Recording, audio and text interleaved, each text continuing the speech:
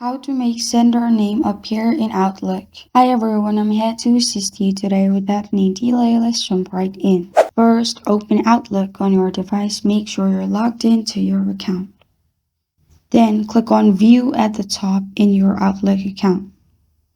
After you click on View at the top, here you'll find three dots. Simply click on the three dots at the top right corner of your screen in View. After you click on the three dots, you'll find the option which is Customize. Simply click on Customize at the top right corner of your screen. Then this kind of screen will pop up. Here, press on Reset All Changes at the bottom left corner of your screen.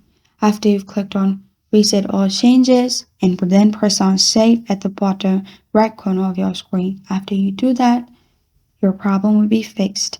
This is how to make sender name appear in Outlook.